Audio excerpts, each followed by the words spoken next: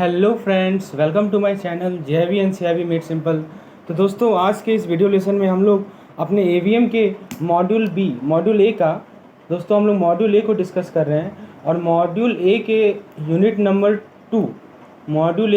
Number 2 का जो rest portion जो बचा हुआ था दोस्तों, आज हम लोग वो उसे कवर करेंगे। तो फ्रेंड्स, सबसे पहले लेसन को शुरुआत करने से पहले आपने यदि मेरा इस वीडियो का जो पिछला पार्ट है वो नहीं देखा है तो यहाँ पे टॉप राइट कॉर्नर में आपको एक लिंक मिलेगा, जिस पे जाकर आप मेरे पिछले पार्ट को देख सकते हैं। चलिए दोस्तों, लेसन को शुरुआत करते हैं। उससे पहले मैं आप लोगों को क्विक रिव्यू दे दूं जो भी चीज़ हम लोगों ने डिस्कस किया था अपने पिछले लेसन में। तो ये एक शॉर्ट रिवीजन सेशन होगा, क्योंकि आज जो हम लोग इक्विलिब्रियम का कंसेप्ट पढ़ने वाले हैं उसमें इन चीज़ों का यूज होगा। तो दोस्तों, हम लोगों ने डिमांड के बारे में समझा था और हम लोगों ने देखा था दोस्तों कि कौन कौन से फैक्टर्स हैं जो कि डिमांड को अफेक्ट करते हैं। तो मैं आपको शॉर्ट में समझा दूं कि वो कौन कौन से फैक्टर्स हैं। तो सबसे पहले देखिए, दो तरह के फैक्टर्स होते हैं। एक होते हैं हमारे प्राइस, ठीक है, और एक होते हैं हमारे अदर फैक्टर। दोस्तों, जब हम प्राइस की बात कर रहे होते हैं तो हम लोग अदर फैक्टर को कांस्टेंट मान के चलते हैं। ठीक है, क्या मानते हैं कि अदर फैक्टर जो है वो क्या है, कांस्टेंट है। अदर फैक्टर को क्या मानते हैं दोस्तों, कांस्टेंट मानते हैं। और जब हम लोग अदर फैक्टर की बात कर रहे होते हैं तो हम लोग प्राइस को कांस्टेंट मानते हैं। ठीक है, अब देखिए दोस्तों, जब हमारा प्राइस चेंज होगा, जब प्राइस फैक्टर है तो उसके कारण हम लोग कहते हैं दोस्तों चेंज इन क्वांटिटी डिमांड। क्या कहते हैं, चेंज इन क्वांटिटी डिमांड। ठीक है दोस्तों, उसे क्या कहते हैं हम लोग, चेंज इन क्वांटिटी डिमांड। और जब अदर फैक्टर के कारण चेंज होगा, अदर फैक्टर के कारण हमारा डिमांड चेंज हो रहा है, तो उसे हम लोग कहते हैं चेंज इन डिमांड। ठीक है, क्या कहते हैं दोस्तों, चेंज इन डिमांड। ये हमारा शॉर्ट रिव्यू सेशन है। चेंज इन क्वांटिटी डिमांड में दोस्तों दो तरह का होता है, एक होता है एक्सपेंशन और एक होता है कॉन्ट्रैक्शन। और चेंज इन डिमांड में हमारा इंक्रीज होगा या डिक्रीज होगा। अब दोस्तों, जब हमारा चेंज इन क्वांटिटी डिमांड होता है तो उस केस में क्या होता है दोस्तों, जब आप प्राइस और क्वांटिटी का ग्राफ प्लॉट करते हो, ठीक है, आपको पता है कि जो लॉ ऑफ डिमांड है वो कहता है कि हमारा इन्वर्स रिलेशनशिप है। तो कुछ इस प्रकार का कर्व बनता है। तो आप इसमें क्या देखते हो कि जब भी हमारा चेंज इन क्वांटिटी डिमांड होगा तो मूवमेंट अलोंग द ग्राफ होगा। मतलब पॉइंट ए ले लो यहाँ पे, आप यहाँ पॉइंट बी ले लो और यहाँ पॉइंट सी ले लो। तो आप इस केस में क्या कर रहे होते हो कि डिमांड कर्व के अलोंग ही मूव कर रहे होते हो, या तो अपवर्ड या डाउनवर्ड। ठीक है दोस्तों, तो ये चीज़ आपको ध्यान रखना है। जो आपको ध्यान रखना है कि जब हमारा प्राइस के कारण डिमांड चेंज हो रहा है तो उसे हम लोग कहते हैं चेंज इन क्वांटिटी डिमांड, और उस केस में हमारा मूवमेंट होगा अपवर्ड या डाउनवर्ड। ये सभी चीज़ हम लोग डिटेल में डिस्कस कर चुके हैं अपने पिछले वीडियो में। तो यदि आपने उसे नहीं देखा है तो आपको लिंक मैं आपको टॉप राइट कॉर्नर में दे रहा हूँ, उसे जरूर देखें। मैंने अच्छे तरीके से एक्सप्लेन किया है दोस्तों। एक चीज़ और बता दूँ, यदि आप अपवर्ड मूव कर रहे हो तो उसका मतलब कि आपका कॉन्ट्रैक्शन हो रहा है डिमांड में। ये कॉन्ट्रैक्शन क्यों हो रहा है मैंने समझाया है। और यदि आप डाउनवर्ड मूव कर रहे हो तो आपका डिमांड में एक्सपेंशन हो रहा है, ये भी मैंने समझाया है। तो ये चीज़ें आपको क्लियर हो गई। अब जरा आ जाइए अदर फैक्टर्स में। अदर फैक्टर्स कौन कौन से होते हैं ये भी मैंने बताया दोस्तों। अदर फैक्टर्स में क्या क्या आते हैं जो डिमांड को अफेक्ट करते हैं। जहाँ तक बात है प्राइस और क्वांटिटी की तो दोस्तों, यहाँ पे क्या होता है, इस केस में जो हमारा मान लीजिए कि ओरिजिनल कर्व है और ये अदर फैक्टर के कारण जो हमारा चेंज इन डिमांड आता है उसको कैसे शो करेंगे ग्राफ में। तो देखिए, उसमें शिफ्ट होता है। क्या होता है दोस्तों, उसके लिए शिफ्ट होगा।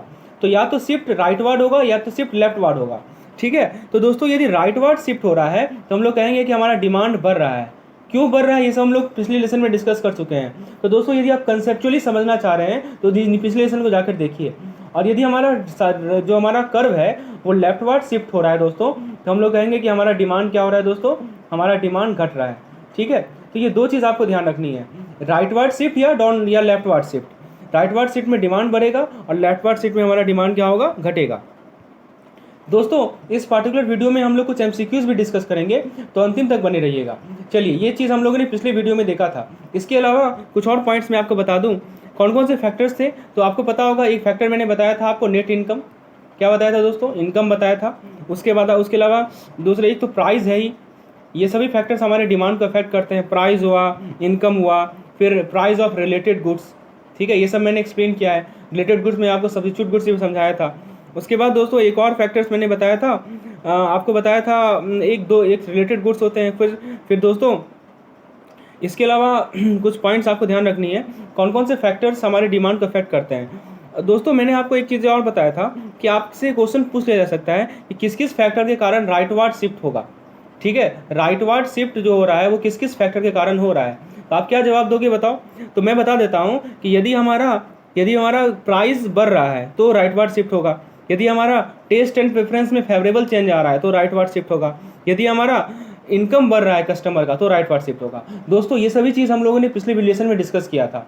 लेफ्टवर्ड शिफ्ट यदि हो रहा है, ठीक है, तो कौन कौन से फैक्टर्स होंगे, तो प्राइस यदि हमारा घट रहा है, ठीक है, इनकम यदि हमारा घट रहा है कंज्यूमर का, और यदि अनफेवरेबल चेंज आ रहा है टेस्ट एंड प्रेफरेंस में, तो लेफ्टवर्ड शिफ्ट होगा, ठीक है। और शिफ्ट किन किन कारण से होता है ये भी बता दिया मैंने आपको। अदर फैक्टर जब चेंज होते हैं तो शिफ्ट होता है, तो प्राइस में वेरिएशन हो जाए, ठीक है, चेंज हो जाए, इनकम में चेंज आ जाए, तो ये सभी कारण से हमारा शिफ्ट होता है। ये सभी हम लोग चीज़ डिस्कस कर चुके हैं ऑलरेडी, ये जस्ट क्विक रिवीजन सेशन है। अब दोस्तों उसी तरह हम लोगों ने लॉ ऑफ डिमांड को देखा कि law of demand downward sloping है। उसके बाद दोस्तों हम लोगों ने सप्लाई को देखा, तो सप्लाई के केस में भी हम लोगों ने देखा कि सप्लाई शेड्यूल होता है, सप्लाई कर्व होता है, तो ये सभी चीज़ें हम लोग ऑलरेडी डिस्कस कर चुके हैं। तो चलिए दोस्तों आज के इस वीडियो लेसन में हम लोग शुरुआत करते हैं अपने नेक्स्ट टॉपिक से, जो कि काफ़ी इंपॉर्टेंट टॉपिक है, जो कि हेडिंग देते हैं दोस्तों हम लोग इक्विलिब्रियम, ठीक है। आज हम लोग डिस्कस करने वाले हैं शिफ्ट इन सप्लाई, तक हम लोगों ने ऑलरेडी देख चुका है, ऑलरेडी देख लिया है। तो दोस्तों आज हम लोग डिस्कस करेंगे इक्विलिब्रियम के कंसेप्ट को। तो let's give heading equilibrium of supply and demand. हम लोग हेडिंग देते हैं दोस्तों equilibrium of supply and demand. आराम से समझते हैं क्योंकि बहुत ही कंसेप्चुअल चीज़ है, इससे रिलेटेड क्वेश्चन भी पूछे जाएंगे, इससे रिलेटेड केस स्टडी भी आते हैं। और इसमें दोस्तों आपको जो मैं पिछला जो चीज़ बताया उसका काफ़ी कंसेप्ट का यूज है, मैंने एक एक चीज़ बेसिक कंसेप्ट से आपको क्लियर किया है। तो इस जो भी चीज़ अभी तक हम लोगों ने देखा है उन सारे कंसेप्ट का काफ़ी ज़्यादा यहाँ पे रोल है, ठीक है दोस्तों। इक्विलिब्रियम को समझने के लिए all this thing plays a very important role. चलिए हम लोग ग्राफिकली समझते हैं इस इक्विलिब्रियम के कंसेप्ट को। तो दोस्तों ग्राफिकली समझना काफ़ी आसान है, तो हम लोग ग्राफ के द्वारा ही इस कंसेप्ट को क्लियर करने का प्रयास करते हैं। तो हम लोग ग्राफ प्लॉट करेंगे प्राइस और क्वांटिटी के बीच में। तो देखिए दोस्तों ऐसा मान लीजिए ये हमारा वाई एक्सिस है, this is our Y axis and this is our X axis, ठीक है, this is Y and this is X axis. और दोस्तों वाई एक्सिस पे जो क्वांटिटीज़ हैं उसे शो करते हैं हम लोग। वाई एक्सिस पे हम शो कर रहे हैं दोस्तों प्राइस को, वी आर शोइंग प्राइस, और प्राइस मान लो कि पर केजी है, प्राइस क्या है पर केजी, ठीक है। कोई एप्पल ले लो आप, कोई एक मैं मान लेता हूँ एप्पल के बारे में हम लोग बात कर रहे हैं। So we are discussing about apple and let us take price on Y axis and let us take quantity on X axis. Okay, so we are taking quantity, so we are taking quantity on x axis and this quantity is in suppose quantity is in kg, okay, quantity is in kg. So let us put some numbers, okay, let us put some numbers, let us plot the graph, let us try to plot the graph, okay। तो friends देखिए जैसा कि आप मान लो कि यहाँ पे 1 kg है, ठीक है, यहाँ पे है 2 kg, this is 3 kg, this is 4 kg and this is 5 kg, okay। Correspondingly, similarly, we will show it on our y-axis also. So this is suppose this is 1, this is 2. So this price is in suppose thousands. Price is in hundreds. Okay, it is in hundreds. So 100, 200. This is 3. This is 4, and this is 5. Okay, so this is in 100 rupees per kg, 100 per kg. So this is 100, 200, 300, 400, 500. Okay तो दोस्तों friends आप देखिए, आपको पता है कि जैसा कि हम लोग डिमांड कर्व की बात करते हैं, तो डिमांड कर्व हमारा कैसा होता है दोस्तों, आपको पता है डिमांड कर्व हम लोग इस पार्टिकुलर ग्राफ में दोनों कर्व को प्लॉट करेंगे, सप्लाई कर्व को भी और डिमांड कर्व को भी, क्योंकि अभी तक हम लोगों ने दोनों को आइसोलेशन में पढ़ा है, अब हम लोग दोनों को मर्ज करेंगे, ठीक है। तो सप्लाई और डिमांड कर्व कैसे इंटरेक्ट करता है आइए जरा देखते हैं। तो सबसे पहले हम लोग डिमांड कर्व को प्लॉट करते हैं। तो फ्रेंड्स आप ये बताइए डिमांड कर्व को हमें यदि प्लॉट करना है तो डिमांड कर्व के बारे में आप क्या जानते हो कि वो हमेशा डाउनवर्ड स्लोपिंग होगा। तो डिमांड कर्व जैसे मान लीजिए क्वांटिटी आपका 1 kg है, ठीक है, तो प्राइस है 5 रुपया, और क्वांटिटी यदि आपका 5 kg होगा तो प्राइस कम होगा उसका, तो डिमांड कर्व होगा हमारा इनवर्स रिलेशनशिप है, तो कुछ इस प्रकार का कर्व बनेगा, कुछ इस प्रकार का कर्व बनेगा हमारा डिमांड का, ठीक है। So this is our demand curve, this is our demand curve. अब दोस्तों सेम कर्व पे हम लोग सप्लाई कर्व को भी प्लॉट करते हैं। तो दोस्तों सप्लाई कर्व के बारे में आपको पता है कि ये जो सप्लाई कर्व होता है दोस्तों वो हमारा अपवर्ड स्लोपिंग होता है, ठीक है। तो अपवर्ड स्लोपिंग होता है, तो यहाँ से आप शुरू करो, 1 से शुरू करो और यहाँ तक ले जाओ, तो ये कुछ इस प्रकार बनेगा कर्व। तो this is our what supply curve, so this is what, this is supply curve, okay. तो friends this is demand curve and this is supply curve. So latest tech, हम लोग क्या करते हैं, एक प्राइस को फिक्स करते हैं दोस्तों. ठीक है, अब एक प्राइस को हम लोग फिक्स करते हैं. सपोज आप मान लो 300 पर केजी. ठीक है, सो let us fix this price, 300 per KG. चलिए अब हम लोग जरा प्राइस को हमने फिक्स किया. प्राइस कितना हम लोग ले रहे हैं दोस्तों, 300 per KG. Okay, 300 rupees per KG. Corresponding to this price आप जरा बता सकते हो क्या कि क्वांटिटी सप्लाइड कितना है. ठीक है, तो दोस्तों क्वांटिटी सप्लाइड के लिए आप क्या करोगे, यहाँ से एक डॉट नीचे ड्रॉ करोगे. क्वांटिटी पहले आपको बताना है क्वांटिटी सप्लाइड कितना है corresponding to this price. So quantity supplied के लिए आप सप्लाई कर्व पे आ जाओ. सप्लाई कर्व हमारा ये वाला है. ठीक है, तो क्वांटिटी सप्लाइड दोस्तों कितना है बताइए. तो इस केस में आप देख सकते हो क्वांटिटी सप्लाई के लिए आप क्या करोगे, यहाँ से एक वर्टिकल लाइन ड्रॉ करो. ठीक है, तो ये आपको मिलेगा 4. ठीक है, तो क्वांटिटी सप्लाइड कितना है दोस्तों, 4000 या 4 kg. ठीक है, it is 4 kg. Okay, now what is the quantity demand. आप 300 रुपया आपने प्राइस फिक्स किया, तो क्वांटिटी डिमांड कितना है कॉरस्पॉन्डिंग टू दिस, तो वो आप देखो. तो corresponding to this quantity demand जो है दोस्तों, वो आप यदि यहाँ से एक वर्टिकल लाइन ड्रॉ करोगे तो लगभग 2.5 है. ठीक है, कितना है दोस्तों, 2.5. क्वांटिटी डिमांड कितना है, 2.5 kg है. तो आप देख सकते हो कि हमारा डिमांड है 2.5 kg का और सप्लाई हम कितना कर रहे हैं, 4 kg कर रहे हैं, जब हमारा प्राइस है 300 रुपया पर केजी. आप बताओ इस केस में सरप्लस है या डेफिशिएंट है. आप देखो सप्लाई हमें डिमांड है 2.5 kg का, लेकिन हम सप्लाई कितना कर रहे हैं, 4 kg सप्लाई कर रहे हैं. तो आप देख सकते हो इस केस में हमारा क्या है, सरप्लस है. ठीक है, तो सरप्लस कितना है, तो सरप्लस है अपना, दोनों को आप सब्ट्रैक्ट कर दो, 4 kg माइनस 2.5 kg यानी 1.5 kg. ठीक है दोस्तों, तो 1.5 kg का हमारा सरप्लस है. अब दोस्तों अब यहाँ से एक पॉइंट नोटिस करो, ये काफ़ी इंपॉर्टेंट है, इस चीज़ को समझना इंपॉर्टेंट है. ग्राफ का मीनिंग क्या है, यहाँ से लेके यहाँ तक ये जो मैंने ब्लैक कलर से शो किया है, ठीक है, ये हमारा सरप्लस रीजन को शो कर रहा है. किसको शो कर रहा है दोस्तों, सरप्लस रीजन को. अब दोस्तों एक बात को देखिए कि आप इस पॉइंट को देखिए, इस पॉइंट को नोटिस कीजिए जो कि मैं हाईलाइट कर रहा हूँ पिंक कलर से. अब जब आपका प्राइस आपका घटेगा, देखिए जब आप इधर जाओगे तो आपका प्राइस क्या होगा, घटेगा. और जब प्राइस घटेगा तो दोस्तों आप बताओ क्वांटिटी पे क्या इफेक्ट, क्वांटिटी सप्लाई पे क्या इफेक्ट पड़ेगा, वो भी घटेगा. ठीक है, वो भी क्या होगा, घटेगा.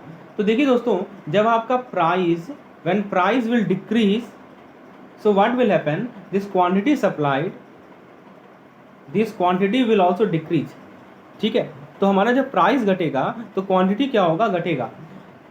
जैसे कि आप देख लो कि 3 यहाँ पे आप देख सकते हो कि यहाँ पे क्वांटिटी सप्लाइड है अपना, क्वांटिटी डिमांड है अपना 300 मतलब 2.5 kg. तो जब जैसे जैसे आप इस अलोंग इस कर्व जा रहे हो, ठीक है, तो ये प्राइस हमारा क्या हो रहा है, प्राइस हमारा डिक्रीज हो रहा है. तो डिक्रीज होने के साथ साथ हमारा क्वांटिटी जो है जो सप्लाइड होगा वो भी क्या होगा, घटेगा. ठीक है, और फाइनली वो यहाँ पे आके एक ये पॉइंट आपको दिख रहा होगा, ये पॉइंट पे आके मर्ज होगा. ठीक है, अब दोस्तों ये तो सिचुएशन था हमारा सरप्लस जोन में, इसे हम लोग क्या कहते हैं, सरप्लस जोन. अब हम लोग जरा नेक्स्ट कंसेप्ट को डिस्कस करते हैं. अब हम लोग एक डेफिशिएंट जोन में जाते हैं. ठीक है, तो दोस्तों जरा हम लोग डेफिशिएंट जोन में जाते हैं. अब जरा देखते हैं वहाँ पे क्या कंडीशन है. तो मैं इसे इरेज कर रहा हूँ. अब अभी हम लोगों ने प्राइस को फिक्स रखा था, प्राइस था हमारा 100 रुपीज़ पर केजी. अब हम लोग प्राइस को दूसरे 300 रुपीज़ पर केजी था.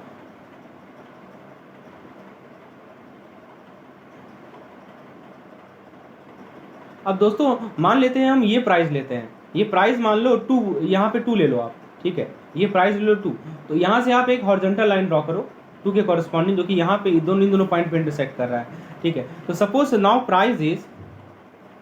Price of this Apple is 200 rupees per KG. ठीक है, तो प्राइस आप कितना हम लोग ले रहे हैं, 200 रुपीज़ पर केजी. तो आप बताओ इस कंडीशन में क्वांटिटी सप्लाइड कितना है और क्वांटिटी डिमांड कितना है. तो दोस्तों क्वांटिटी सप्लाइड कितना है बताइए. क्वांटिटी सप्लाइड जब आपका प्राइस 200 रुपया पर केजी है तो क्वांटिटी सप्लाइड कितना है, देखिए ये वाला कर्व देखिए, तो ये लगभग 2.5 है. ठीक है, so it quantity supplied is 2.5 पर केजी, 2.5 kg. और आपका क्वांटिटी डिमांड कितना है,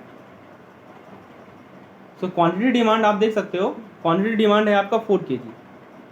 तो बताओ दोस्तों इस केस में हमारा सप्लाई है 2.5 kg ही और डिमांड है 4 kg का, क्योंकि प्राइस कम है, ये तो होना भी चाहिए ना। जब आपका प्राइस कम होगा तो जो लोग ज़्यादा डिमांड करते हैं और सप्लाई हमारा कम हो जाता है। तो दोस्तों बताओ इस केस में हमारा सरप्लस है या डेफिशिएंट है। तो दोस्तों यहाँ पे आपका शॉर्टेज है, कितना का शॉर्टेज है। तो दोस्तों शॉर्टेज इस केस में here we have shortage, here we have deficiency of how much, of 1.5 kg। How, कैसे, तो डिमांड में से सप्लाई आप घटा देंगे तो आपको मिल जाएगा 1.5 kg। ठीक है दोस्तों, अब बताइए दोस्तों इस केस में क्या होगा। इस केस में हमारा प्राइस जो है, हमारा प्राइस, आप बताइए, सोचिए आप क्या होगा कि जब हमारा क्वांटिटी सप्लाई कम है और क्वांटिटी डिमांड ज़्यादा है तो प्राइस ऑटोमेटिकली बढ़ेगा। प्राइस क्या होगा दोस्तों, ऑटोमेटिकली बढ़ेगा ना। और प्राइस बढ़ेगा तो दोस्तों आपको पता है मैन्युफैक्चरर क्या करेंगे, जैसे जैसे प्राइस बढ़ेगा तो आप अलॉन्ग इस कर्व जाओगे, ठीक है, आप इस कर्व के अलॉन्ग जाओगे तो मैन्युफैक्चरर क्या करेंगे, प्राइस बढ़ेगा तो साथ ही साथ वो ये भी तो चाहेंगे कि हमारा सप्लाई भी बढ़े, क्वांटिटी भी बढ़े। ठीक है, तो वो क्या चाहेंगे दोस्तों, क्वांटिटी भी बढ़े। देखिए प्राइस आपका बढ़ रहा है, ऐसे बढ़ रहा है प्राइस, तो वो सब जो हमारे प्रोड्यूसर है वो ज़्यादा से ज़्यादा वो चीज़ प्रोड्यूस करेंगे, तो हमारा सप्लाई भी क्या हो, क्वांटिटी भी क्या होगा दोस्तों, बढ़ेगा। ठीक है, तो क्वांटिटी भी क्या होगा दोस्तों, बढ़ेगा। तो आप देख सकते हो, और ये जो जोन है हमारा, इस जोन को हम लोग कहते हैं, इस जोन को क्या कहते हैं दोस्तों हम लोग, शॉर्टेज जोन या डेफिशिएंट जोन। ठीक है, यहाँ से लेके यहाँ तक।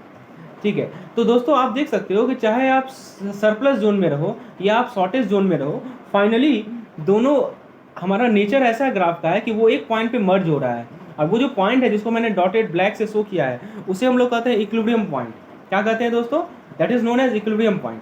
सो let us discuss what is this equilibrium point. आपने दोनों केस में देखा कि चाहे हमारा शॉर्टेज जोन हो, चाहे हमारा डेफिशिएंट सरप्लस जोन हो, ठीक है, प्राइस और क्वांटिटी अपने आप को इस तरह एडजस्ट करते हैं कि वो फाइनली एक ही जगह मीट करते हैं, और उसी पॉइंट को हम लोग कहते हैं दोस्तों इक्विलिब्रियम प्राइस।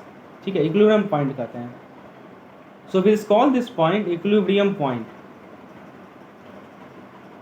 ठीक है, और ये इक्विलिब्रियम पॉइंट ये वाला है, ये जो मैंने शो किया है यहाँ पे दोस्तों। इस इक्विलिब्रियम पॉइंट के कॉरस्पॉन्डिंग जो हमारा इक्विलिब्रियम प्राइस है वो कितना है। सो दिस इक्विलिब्रियम प्राइस वो कितना है बताइए। तो इक्विलिब्रियम प्राइस निकालने के लिए क्या करेंगे आप, इसके कॉरस्पॉन्डिंग वाई एक्सिस पे कोऑर्डिनेट देखेंगे, लगभग 2.5 है। सो equilibrium price is how much, 2.5 rupees, sorry that is 250, not 2.5, 2.5 को 100 से मल्टीप्लाई करेंगे तो ये आपको मिल जाएगा ₹250 पर kg। ठीक है, तो ये हमारा इक्विलिब्रियम प्राइस है, 250 रुपया पर किलो। ठीक है, और इक्विलिब्रियम क्वांटिटी कितना है, यदि मान लीजिए आपसे इक्विलिब्रियम क्वांटिटी पूछा जाए, इक्विलिब्रियम क्वांटिटी कितना है, तो यदि आप यहाँ से एक वर्टिकल लाइन ड्रॉ करेंगे तो लगभग 3 और 4 के बीच में आ रहा है, 3.5 आप मान सकते हो। सो दिस इज 3.5 kg। दोस्तों ये आपने यहाँ देखा, you have seen what is the equilibrium price and what is the equilibrium quantity. ठीक है, तो अब इसका फिजिकल मीनिंग समझते हैं कि इक्विलिब्रियम प्राइस और क्वांटिटी का फिजिकल मीनिंग क्या है। देखिए ये एक ऐसा प्राइस है कि जो बायर है, जितना बायर खरीदना चाह रहा है उतना सेलर के पास बेचना चाह रहा है, इसीलिए हम लोग इक्विलिब्रियम पॉइंट कहते हैं। यानी जो डिमांड का फोर्स और सप्लाई का जो फोर्स है वो इस पॉइंट पे क्या है दोस्तों, इक्वल है। ठीक है, तो यहाँ पे बैलेंस है। तो ये चीज़ आपको समझ में आया कि इक्विलिब्रियम प्राइस क्या होता है, इक्विलिब्रियम क्वांटिटी क्या होता है। दोस्तों एक और पॉइंट मैं आपको बता दूँ, एक और पॉइंट इंपॉर्टेंट है यहाँ पे, इसी इक्विलिब्रियम प्राइस का एक दूसरा नाम भी है, जिसका नाम कभी कोई पूछ ले जाता है कि इक्विलिब्रियम प्राइस का दूसरा नाम क्या है, तो इसे आप लोग ध्यान रखेंगे। This is also called equilibrium price का, मैं ध्यान दीजिएगा दोस्तों, हम बात कर रहे हैं इक्विलिब्रियम प्राइस का, जो कि यहाँ पे आप देख सकते हो 250 रुपया पर kg है। सो equilibrium price is also called market clearing price. क्या कहते हैं दोस्तों, मार्केट क्लियरिंग प्राइस। ये क्वेश्चन पूछ लिया जाता है, इसलिए इंपॉर्टेंट मैंने बता दिया कि मार्केट क्लियरिंग प्राइस कहते हैं कि इस पॉइंट पे जितने भी सप्लाई हैं और जितने भी डिमांड है सभी के सभी फुलफिल्ड हो गए हैं। ठीक है, वो क्लियर हो चुके हैं। तो यहाँ तक आपको क्लियर हुआ इक्विलिब्रियम पॉइंट का क्या इंपॉर्टेंस है, किस रीजन को हम लोग सरप्लस कहते हैं और किस रीजन को हम लोग शॉर्टेज कहते हैं। मैं फिर से बता दूं शॉर्ट में आपको, ठीक है, ये तो मैंने ग्राफिकली समझाया, मैं आपको शॉर्ट में बता दूं कि जब भी आप कभी प्राइस और क्वांटिटी के बीच में ग्राफ प्लॉट करोगे तो ये वाला कर्व, एक कर्व होगा हमारा डिमांड कर्व जो इस प्रकार से होगा, सॉरी सप्लाई कर्व है ये, और ये एक हमारा होगा डिमांड कर्व जो इस प्रकार से होगा। ठीक है, अब दोस्तों इसमें आपको ध्यान क्या रखना है कि ये जो पॉइंट है सी, इसे हम लोग कहते हैं इक्विलिब्रियम पॉइंट। क्या कहते हैं दोस्तों, इसे हम लोग इक्विलिब्रियम पॉइंट कहते हैं। ये जो ऊपर का रीजन है ये हमारा सरप्लस रीजन है। सरप्लस रीजन क्यों है ये अभी मैंने समझाया है। और ये जो नीचे का रीजन है ये हमारा शॉर्टेज रीजन है। क्या है दोस्तों, ये हमारा शॉर्टेज रीजन है। ठीक है, इस पे हम लोग प्राइस को शो कर रहे हैं और यहाँ पे हम लोग क्वांटिटी को शो कर रहे हैं। सो उम्मीद है दोस्तों आपको मार्केट इक्विलिब्रियम का कंसेप्ट एकदम क्रिस्टल क्लियर हो गया होगा। चलिए आगे बढ़ते हैं। नेक्स्ट हम लोग समझेंगे दोस्तों, नेक्स्ट हम लोग कुछ इंपॉर्टेंट केस को देखते हैं, केस स्टडी को, केस को देखते हैं। चलिए इसे हम लोग डिलीट करते हैं। नेक्स्ट टॉपिक है effect of a shift in supply on demand, कि हमारा शिफ्ट जो हो रहा है सप्लाई और डिमांड का, उसका क्या इफेक्ट होगा। ठीक है, तो दोस्तों इससे पहले कि मैं आगे बढ़ूँ, मैं आपको 4 लॉ समझाना चाहूँगा। दिस आर 4 इंपॉर्टेंट लॉ, जिसको आप यदि समझ जाएंगे तो आपका कंसेप्ट एकदम क्रिस्टल क्लियर हो जाएगा। So there are 4 laws of supply and demand. अब हम लोग दोनों को मर्ज कर चुके हैं, सप्लाई और डिमांड को। तो वो 4 लॉ कौन कौन से हैं आइए जरा देखते हैं। दोस्तों अंतिम तक बने रहिएगा, क्योंकि हम लोग कुछ MCQs भी डिस्कस करेंगे। तो देखिए हमारा सप्लाई और डिमांड जो है वो शिफ्ट हो सकता है किसी भी डायरेक्शन में। तो हमें 4 केस को कंसीडर करना होगा डिमांड और सप्लाई का, क्योंकि आपको पता है right ward shift, left ward shift, तो कुल मिलाकर 4 केसेस होंगे ना। मान लीजिए सप्लाई है, सप्लाई लेफ्ट वार्ड शिफ्ट हुआ या राइट वार्ड शिफ्ट हुआ, या डिमांड है वो राइट वार्ड शिफ्ट हुआ या लेफ्ट वार्ड शिफ्ट हुआ, तो कुल मिलाकर 4 केसेस होंगे। तो ये जो लॉज हैं वो डिराइव किए गए हैं, वो कौन कौन से लॉ हैं आइए जरा देखते हैं। तो आपको ये सब लॉ पता है, मैंने बताया है। पहला लॉ क्या है कि जो हमारा डिमांड कर्व है वो कैसा स्लोपिंग है, वो डाउनवर्ड स्लोपिंग है। ये हम लोगों ने देखा है, ये आपको ध्यान रखना है इस बात को। दूसरा लॉ क्या है कि जो हमारा सप्लाई कर्व है वो कैसा स्लोपिंग है, अपवर्ड स्लोपिंग है। ठीक है, ये भी हमने देखा है। जो हमारा तीसरा पॉइंट है वो क्या है कि जो बायर्स हैं और जो सेलर्स हैं, बायर्स हैं और जो सेलर्स हैं वो क्या है, प्राइस टेकर हैं। वो क्या है दोस्तों, प्राइस टेकर्स हैं। और चौथा पॉइंट क्या है कि जो हमारा बायर्स हैं और सेलर्स हैं वो मैक्सिमाइज़र है। चलिए तो ये कुछ पॉइंट्स है जो कि ध्यान में रखनी है। अब इस पॉइंट को ध्यान में रखते हुए अब हम लोग चारों केस को डिस्कस करते हैं एक एक करके। ठीक है, आपका यहाँ से कंसेप्ट क्लियर हो जाएगा। तो let us take the first case. So the first case is rise in demand, rise in demand. ठीक है, अब मान लो कि डिमांड में राइज हो रहा है। ठीक है, अब मैं इसको ग्राफिकली आपको समझाता हूँ, ग्राफिकली ध्यान से समझिएगा, क्योंकि इससे क्वेश्चन केस स्टडी पूछ ले जाते हैं बार बार। तो देखिए ये हमारा y एक्सिस है और ये हमारा x एक्सिस है। ठीक है, आप ऐसा करो कि जो ओरिजिनल डिमांड कर्व है, ओरिजिनल डिमांड कर्व मैं ड्रॉ करता हूँ, क्योंकि ये डाउनवर्ड स्लोपिंग होगा तो कुछ इस प्रकार होगा हमारा। ठीक है, ये हमारा ओरिजिनल डिमांड कर्व, इसे मैं D से शो कर रहा हूँ। क्या शो कर रहा हूँ दोस्तों, इसे D से। ठीक है, और सप्लाई मान लो कि यहाँ पे सप्लाई है S आपका, तो ये आपका सप्लाई कर्व है, अपवर्ड स्लोपिंग। सप्लाई कितना है, S है। ठीक है, तो दोस्तों यहाँ पे जो पॉइंट P नॉट है, अब से यदि ये देखिए इस एक्सेस पे हम लोग प्राइस को शो कर रहे हैं और इस एक्सेस पे हम लोग क्वांटिटी को शो कर रहे हैं। तो मान लीजिए कि जो P नॉट है वो हमारा इक्विलिब्रियम प्राइस है। देख सकते हैं यहाँ पे मैंने P नॉट दिखाया, ये क्या है, हमारा इक्विलिब्रियम प्राइस है। ठीक है दोस्तों, और Q नॉट जो है वो हमारा इक्विलिब्रियम क्वांटिटी है। अभी मैंने बताया था आपको इक्विलिब्रियम प्राइस क्या होता है, इक्विलिब्रियम क्वांटिटी क्या होता है। तो P नॉट इक्विलिब्रियम प्राइस है और Q नॉट हमारा इक्विलिब्रियम क्वांटिटी है। ठीक है, अब दोस्तों यहाँ पे हमारा केस कौन सा है, राइज इन डिमांड। तो डिमांड बढ़ रहा है। ठीक है, अब दोस्तों आप क्या करो कि change in condition of demand से राइज। अब बताओ दोस्तों, डिमांड यदि आपका बढ़ रहा है किस कारण से बढ़ सकता है। तो डिमांड यदि बढ़ रहा है, आपको मैंने बताया ना दोस्तों, शिफ्ट जब भी होगा तो वो तो प्राइस को छोड़कर बाकी अदर फैक्टर के कारण होगा। यानी प्राइस तो हमारा कांस्टेंट रहेगा ना। अब हो सकता है कि इनकम बढ़ जाए कंज्यूमर का, मैंने बताया था इनकम बढ़ने के कारण भी डिमांड बढ़ता है। तो आप मान लो कि इस केस में इनकम बढ़ गया। ठीक है, तो इनकम यदि बढ़ेगा तो शिफ्टिंग होगा कि नहीं होगा, होगा, बिल्कुल होगा शिफ्टिंग। ठीक है, तो दोस्तों इनकम, बायर का इनकम बढ़ गया। ठीक है, तो दोस्तों ये जो मार्केट का जो डिमांड कर्व है एप्पल का, हम लोग किसका डिस्कस कर रहे हैं, एप्पल का। तो ये जो मार्केट डिमांड कर्व है इसे क्या कहते हैं हम लोग, मार्केट डिमांड कर्व भी तो कहते हैं, मैंने बताया था आपको। तो मार्केट डिमांड कर्व में कैसा शिफ्टिंग होगा बताइए, राइट वार्ड शिफ्टिंग होगा या लेफ्ट वार्ड शिफ्टिंग होगा। तो मैंने बताया था दोस्तों कि जो हमारा मार्केट डिमांड कर्व है, चूंकि डिमांड बढ़ रहा है इनकम के बढ़ने के कारण, तो राइट वार्ड शिफ्ट होगा। ठीक है, तो ये शिफ्ट हो जाएगा हमारा डी डैश में। देखिए यहाँ पे शिफ्टिंग आपको मैं शो कर रहा हूँ, ये एक नया कर्व है। ठीक है, ये सो कि मैं सीधा नहीं ड्रॉ कर पा रहा हूँ, ये डी डैश है। ठीक है, तो ये शिफ्ट हो गया हमारा डी डैश में। तो इसका मतलब क्या हुआ कि जो कंज्यूमर है हमारे, वो ज़्यादा से ज़्यादा क्वांटिटी खरीद सकते हैं हर एक प्राइस पे। देखिए प्राइस तो हमारा कांस्टेंट है, प्राइस हमारा पी नॉट ही है, लेकिन आप क्वांटिटी देखिए, ओरिजिनल प्राइस कितना था, पी नॉट था। ठीक है, तो पहले वो ईगर थे क्यू नॉट को खरीदने के लिए। ठीक है, लेकिन डिमांड एक्सेस हो गया, तो अब क्या हो गया, अब देखिए यहाँ पे पॉइंट, अब ये मान लीजिए ये पॉइंट है हमारा Q2। ठीक है, ये क्या है, ये पॉइंट क्या है, Q2। ठीक है, एक्सेस डिमांड जो मार्केट में डेवलप हुआ उसके कारण क्या हुआ कि ये जो एक्सेस डिमांड कितना है बताइए, एक्सेस डिमांड है अपना Q2 माइनस Q नॉट, दोनों को डिफरेंस कर लीजिए, तो Q2 माइनस Q नॉट होगा ना। तो ये Q2 माइनस Q0 के कारण क्या हुआ, एक मार्केट फोर्स डेवलप हुआ। क्या डेवलप हुआ दोस्तों, मार्केट फोर्स डेवलप हुआ, जिसके कारण हमारा इक्विलिब्रियम प्राइस बढ़ गया। EQBM, ये मैं शॉर्ट में लिख रहा हूँ, इक्विलिब्रियम प्राइस क्या हुआ दोस्तों, बढ़ गया। आप देख सकते हो इस केस में, आप बताइए इक्विलिब्रियम प्राइस कितना हो गया नया, बताइए। तो इक्विलिब्रियम प्राइस होता कौन सा है, यहाँ पे हमारा सप्लाई और डिमांड कर मीट करे। अब देखिए यहाँ मीट कर रहा है ना, पहले यहाँ था, अब देखिए यहाँ हो गया। तो इसे हम लोग मान लेते हैं F, इसको मान लेते हैं E। तो आप देख सकते हो कि इक्विलिब्रियम प्राइस बढ़ा कि नहीं बढ़ा, बिल्कुल बढ़ा। ठीक है, ये प्रोसेस तब तक कंटिन्यू होगा जब तक एक नया इक्विलिब्रियम रीच नहीं हो जाए। और नया इक्विलिब्रियम कहाँ पे रीच हुआ, F पे रीच हुआ। ठीक है, तो जिस हमारा जो नया डिमांड कर्व है डी डैश, वो जो ओल्ड सप्लाई कर्व है जहाँ पे इंटरसेक्ट करेगा वो हमारा नया इक्विलिब्रियम प्राइस होगा।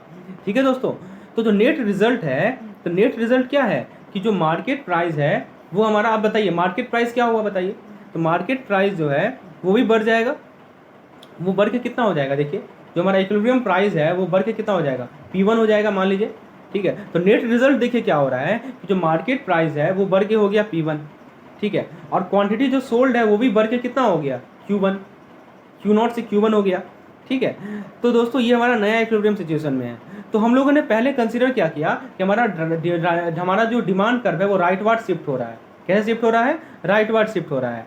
अब देखिए आपसे क्वेश्चन क्या पूछा जाएगा कि यदि हमारा डिमांड कर्व में राइज होगा, ठीक है, तो आपसे ये पूछा जाएगा कि बताओ इक्विलिब्रियम प्राइस क्या होगा। तो देखिए ये सब चीज़ आप तब बता पाइएगा ना जब आप इस कंसेप्ट को क्लियर कीजिएगा इस ग्राफ से। वो चीज़ मैंने यहाँ पे क्लियर किया है दोस्तों, यहीं से केस स्टडी बना था। आपको पता होगा जब CIB का जो दिसंबर का 19 का परीक्षा था दोस्तों, यही सब कंसेप्चुअल चीज़ है जो कि हम लोग बुक में नहीं समझ पाते हैं अच्छे तरीके से, और मैं आपको अच्छे तरीके से क्लियरली समझा रहा हूँ।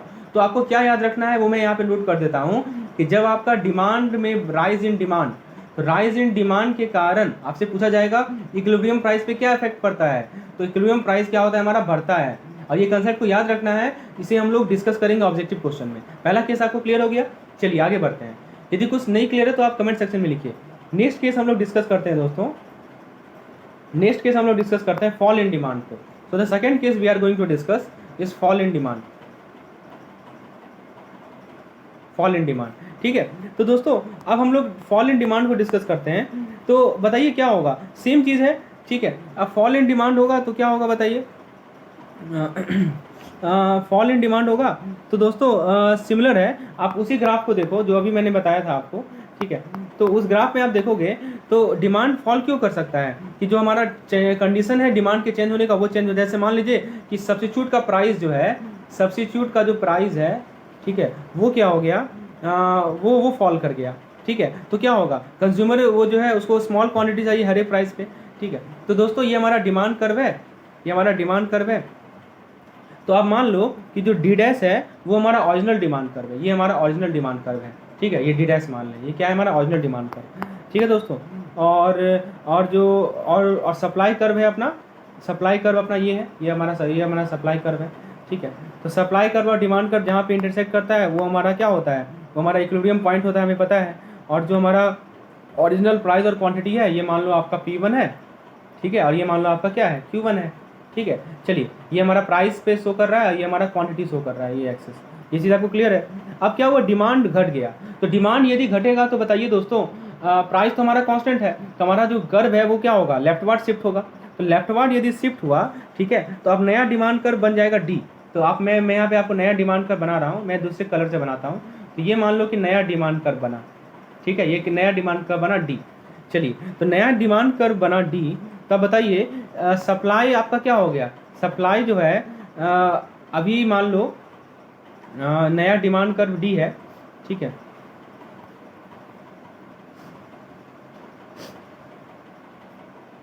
तो दोस्तों इसके कॉरस्पॉन्डिंग हमारा Q0 होगा। ठीक है, Q1 माइनस Q3। हाँ, तो ये पॉइंट आप देख लो। ठीक है, इस पॉइंट को मैं लिख रहा हूँ G। ठीक है, और ये पॉइंट है हमारा F। इसके कॉरस्पॉन्डिंग जो हमारा सप्लाई होगा, क्वांटिटी सप्लाइड होगा, वो कितना हो जाएगा दोस्तों, वो हो जाएगा हमारा Q3। ये मान लो Q3 है। ठीक है, तो दोस्तों आप यहाँ देख सकते हो इस केस में क्या हो रहा है कि जो एक्सेस सप्लाई है वो कितना है, एक्सेस सप्लाई है हमारा Q1 माइनस Q3। ठीक है, Q1 माइनस Q3। ठीक है, इसको हम लोग FG भी लिख सकते हो आप। ठीक है। तो ये हमारा मार्केट में डेवलप हुआ। इसके कारण क्या होगा कि मार्केट का जो फोर्स है प्राइस को क्या होगा, घटाएगा, और जो नया इक्विलिब्रियम प्राइस होगा वो क्या हो जाएगा, पी नॉट। ठीक है, पहले था हमारा एफ, अब P1 था। ठीक है, अब क्या हो जाएगा दोस्तों, ये P0 हो जाएगा। नया इक्विलिब्रियम प्राइस कितना हो जाएगा, P0 हो जाएगा।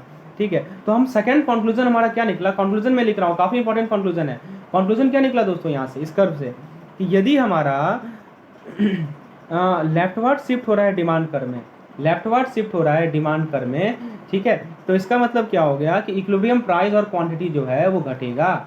इक्विलिब्रियम प्राइस भी घटेगा, इक्विलिब्रियम क्वांटिटी भी घटेगा। तो दोस्तों समझिए, तो मैं इसको अभी तक दो चीज़ जो अभी तक हम लोगों ने समझा उसे समराइज करूँ तो देखिए दोस्तों, हमारा यदि राइज इन डिमांड होगा, हमारा यदि राइज इन डिमांड होगा तो उस केस में इक्विलिब्रियम प्राइस और क्वांटिटी क्या होगा, बढ़ेगा। इक्विलिब्रियम प्राइस एंड क्वांटिटी बढ़ेगा। और यदि हमारा फॉल इन डिमांड होगा, यदि हमारा डिमांड फॉल होगा तो ये दोनों क्वांटिटी क्या होगा, घटेगा। और राइज इन डिमांड में डिमांड का हमारा राइटवर्ड शिफ्ट होता है, और फॉल इन डिमांड में डिमांड का हमारा लेफ्टवर्ड शिफ्ट होता है। ये चीज़ें क्लियर हो गई। चलिए हम लोग थर्ड केस पे आते हैं। थर्ड केस है इंक्रीज इन सप्लाई। आइए दोस्तों इसे समझते हैं अच्छे तरीके से। So the third case is increase in supply. हम लोग देख रहे हैं कि इसके कारण इक्विलिब्रियम प्राइस पे क्या इफेक्ट पड़ेगा। ठीक है, इंक्रीज इन सप्लाई। अब दोस्तों जब हम इंक्रीज इन सप्लाई की बात कर रहे होते हैं तो किस फैक्टर के कारण हो सकता है, ठीक है, तो दोस्तों इसमें आपको पता है प्राइस को छोड़कर बाकी फैक्टर यदि अफेक्ट करते हैं तो हमारा शिफ्ट होता है उस केस में। ठीक है, तो दोस्तों मैं आपको एक कर्व ड्रॉ करके दिखाता हूँ। ये हमारा वाई एक्सिस है जिसमें हम प्राइस को दिखाएंगे, और ये हमारा एक्स एक्सिस है जिससे हम लोग जिस पे हम लोग क्वांटिटी को दिखाएंगे दोस्तों।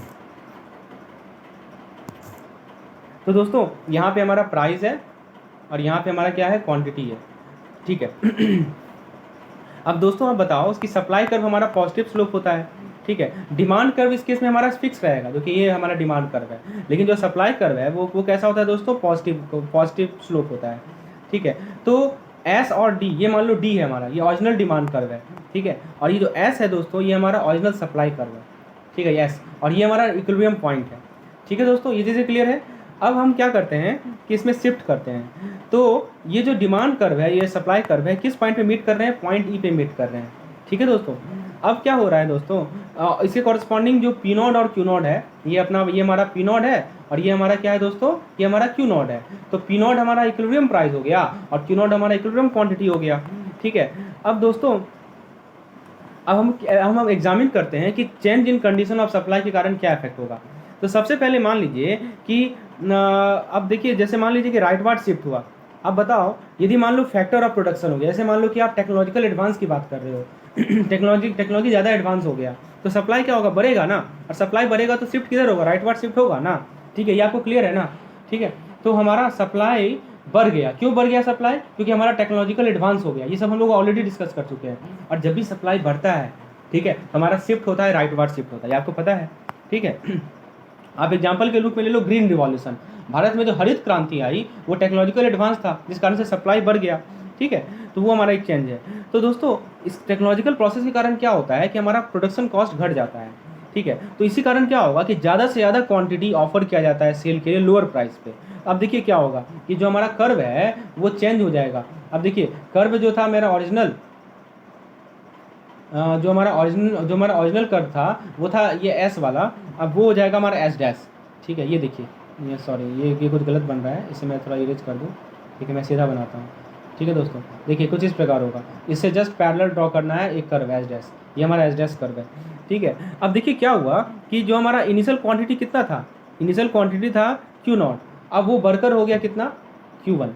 ठीक है, क्वांटिटी सप्लाई बढ़ गया हमारा, और हमारा जो प्राइस था वो लोअर हो गया। पहले पी नॉट था, अब P1 हो गया। जैसे हरित क्रांति आया, ठीक है, उस कारण से क्या हुआ कि कॉस्ट ऑफ प्रोडक्शन हमारा घट गया, जिस कारण से लार्जर क्वांटिटी को ऑफर किया गया सेल के लिए लोअर प्राइस पे। ठीक है, और ये कंप्यूटर इंडस्ट्री में भी हुआ था 90s में। ठीक है, चलिए ये चीज़ आपको क्लियर है। अब देखिए दोस्तों, यदि सप्लाई हमारा बढ़ रहा है, इसका मतलब क्या हुआ कि लार्ज क्वांटिटी को ऑफर किया जा रहा है सेल के लिए सेम प्राइस पे।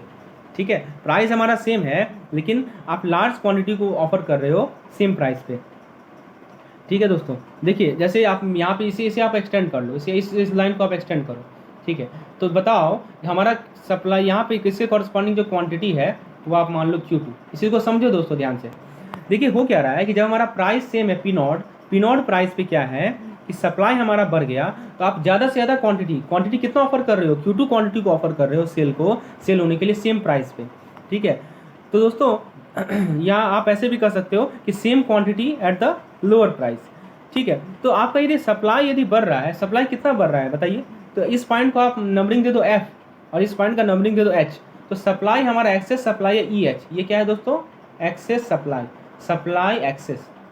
EH क्या है दोस्तों, हमारा एक्सेस सप्लाई है, ठीक है। तो एक्सेस सप्लाई जो हुआ वो ओरिजिनल प्राइस P0 पे डेवलप हुआ, ठीक है। इस कारण से क्या हुआ, एक मार्केट फोर्स डेवलप हुआ, जिस कारण से प्राइस क्या होगा, घटेगा, ठीक है। It cause price to fall since there is not so much demand for the product, producer find it difficult to sell the entire output at original price. तो उन्होंने क्या किया, प्राइस को घटाना शुरू कर दिया, और प्राइस को घटा के क्या हुआ, ठीक है, तो प्राइस घटने लगा और अल्टीमेटली ये वैल्यू कहाँ पे रीच कर गया, P1 पे रीच कर गया। आप देख सकते हो प्राइस घट के कितना हो गया हमारा P1, एक नया इक्विलिब्रियम पॉइंट जनरेट हुआ P1, ठीक है। ये हमारा इक्विलिब्रियम प्राइस है। तो हमारा थर्ड कंक्लूजन क्या निकला यहाँ से बताइए, तो कंक्लूजन ये निकलता है हमारा इस पार्टिकुलर कर्व से, मैं कंक्लूजन आपको बता रहा हूँ, काफ़ी इंपॉर्टेंट कंक्लूजन है। कंक्लूजन ये है दोस्तों कि यदि हमारा सप्लाई कर्व राइटवर्ड शिफ्ट हो रहा है, सप्लाई कर्व में राइटवर्ड शिफ्ट आ रहा है, राइटवर्ड शिफ्ट आ रहा है दोस्तों, तो इसका मतलब क्या हुआ, इसके कारण हमारा जो इक्विलिब्रियम प्राइस है दोस्तों वो घटेगा, ठीक है, और इक्विलिब्रियम क्वांटिटी जो है वो बढ़ेगा। ये काफ़ी इंपॉर्टेंट है दोस्तों, इक्विलिब्रियम क्वांटिटी क्या होगा, बढ़ेगा। इस चीज़ को नोट कर लीजिए, ये काफ़ी इंपॉर्टेंट है।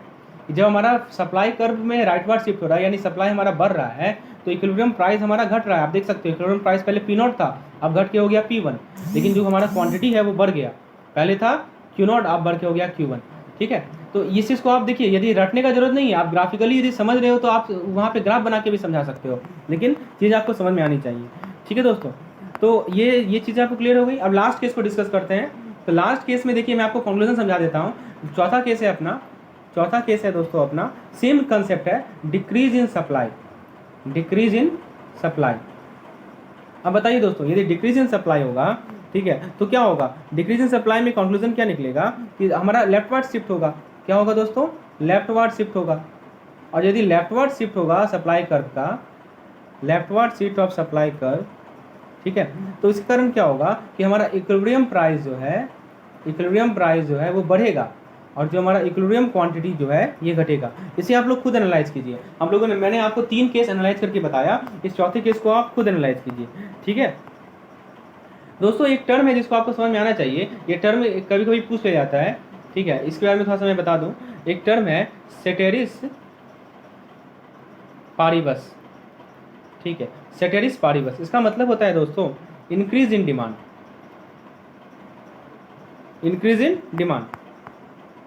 ठीक है। तो ये होता है हमारा इंक्रीज इन डिमांड। अब दोस्तों यदि मैं आपको चारों चीज़, अभी तक जितना भी चीज़ हम लोगों ने डिस्कस किया उसको एक स्लाइड में समझाना चाहूँ, मैं आपको समझाता हूँ दोस्तों।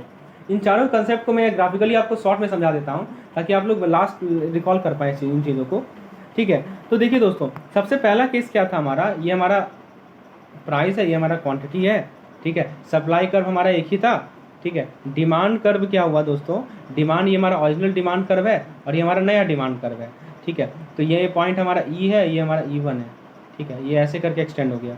ये प्राइस है, हमारा क्वांटिटी है, ठीक है। ये हमारा S सप्लाई कर्व है, और ये हमारा D1 है, D1 और ये हमारा D1 और ये हमारा DD है, ठीक है दोस्तों। तो ये हमारा पहला केस है। तो देखिए इक्विलिब्रियम प्राइस इस केस में बढ़ रहा है, E से E1 हो गया।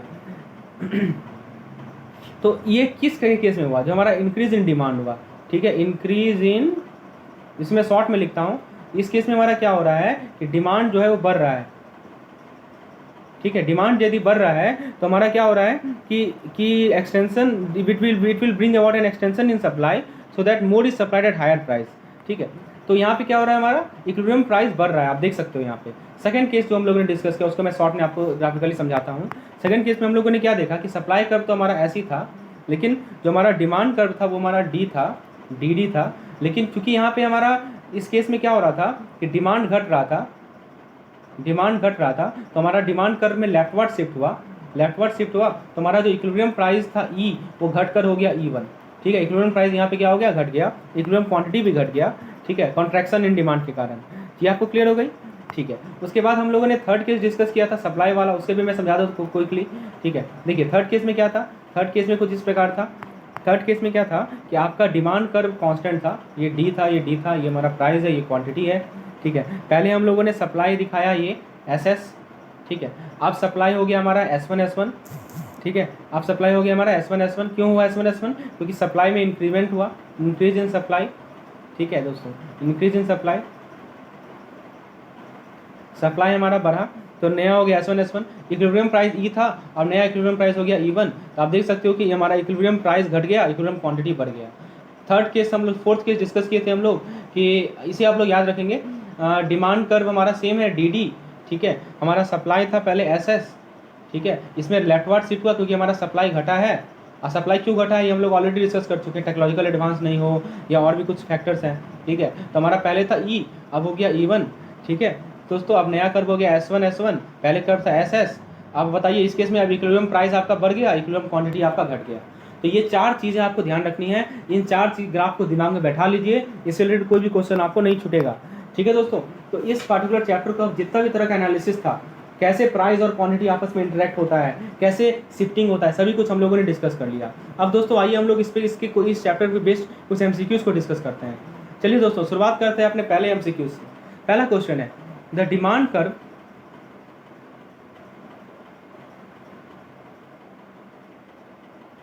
दोस्तों क्या पूछा जा रहा है कि the demand schedule represent which of the following.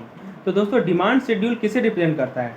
Relationship between price of the commodity and quantity purchase, relationship between demand for a commodity and quantity purchase, relationship between price of a commodity and demand, relationship between price of a commodity and quantity and demand quantity purchase. दोस्तों demand schedule हम लोग already discuss कर चुके हैं। Demand schedule का definition मैंने आपको बताया था ना, क्या बताया था बताइए? जब मैंने डिमांड शेड्यूल आपको बताया था दोस्तों, तो आपको मैंने बताया था कि जो हमारा डिमांड शेड्यूल होता है वो दो क्वांटिटी को शो करता है। एक्स एक्सिस पे क्या होता है हमारा?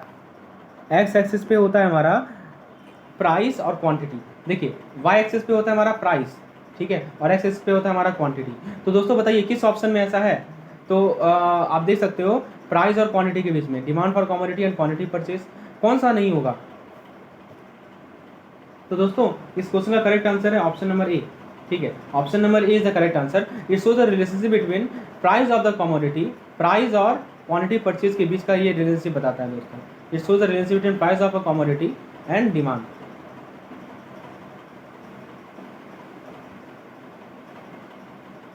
तो प्राइस और क्वांटिटी परचेज के बीच का रिलेशनशिप हमारा ऑप्शन नंबर ए होगा, क्योंकि प्राइस को हम लोग वाई एक्सिस पे शो करते हैं और क्वांटिटी को हम लोग एक्स एक्सिस पे शो करते हैं। नेक्स्ट क्वेश्चन देखते हैं दोस्तों। क्वेश्चन नंबर 2 है the graphical representation, the graphical representation of demand schedule is demand curve. The graphical representation of demand schedule is the demand curve. This curve slope downward going from north west to south east, north west to south east. This important property is called. तो आपको पता है ना कि जो demand schedule होता है उसका जो ग्राफिकल रिप्रेजेंटेशन होता है उसे हम लोग डिमांड कर्व कहते हैं, और ये जो कर्व होता है वो डाउनवर्ड स्लोपिंग होता है। ये आपको पता है ऐसा होता है कुछ कर्व, ठीक है। ये नॉर्थ वेस्ट से लेकर साउथ ईस्ट जाता है। तो इस प्रॉपर्टी को क्या कहते हैं? Law of downward sloping demand, law of upward sloping demand, law of sloping demand. बताइए दोस्तों क्या कहते हैं इसे? तो इसे हम लोग कहते हैं law of downward sloping demand. Option A is the correct answer. Next question है a market demand schedule of a product. दोस्तों क्या पूछा जा रहा है? A market demand schedule of a product indicates. तो मार्केट डिमांड शेड्यूल क्या indicate करता है? It indicates that as the product price fall consumer buy less of the good. बताइए सही है क्या? प्राइस घटेगा तो लेस थोड़ी खरीदेंगे, तो गलत है। There is a direct relationship between price and quantity, ये भी गलत है, इनडायरेक्ट रिलेशनशिप होता है। As product price rises consumer buy less of the other good, यानी प्राइस यदि बढ़ रहा है तो कंज्यूमर घटेगा, ये सही है। There must be price and quantity, ये भी सही है, ठीक है। तो हमारा करेक्ट आंसर क्या है? प्राइस यदि बढ़ रहा है, नहीं अदर गुड्स गलत है दोस्तों, अदर गुड्स क्यों खरीदेगा? सी भी गलत है, डी सही है। डी क्यों सही है? क्योंकि यहाँ पे इन्वर्स रिलेशनशिप होता है, ये हम लोग ऑलरेडी डिस्कस कर चुके हैं, ठीक है। तो हमारा करेक्ट आंसर होगा ऑप्शन नंबर डी। आइए नेक्स्ट क्वेश्चन को देखते हैं। नेक्स्ट क्वेश्चन है हमारा demand schedule is the relationship between. तो डिमांड शेड्यूल किसके किसके बीच का रिलेशनशिप होता है बताइए? तो डिमांड शेड्यूल रिलेशनशिप होता है दोस्तों, demand schedule is the relationship between price, demand, quantity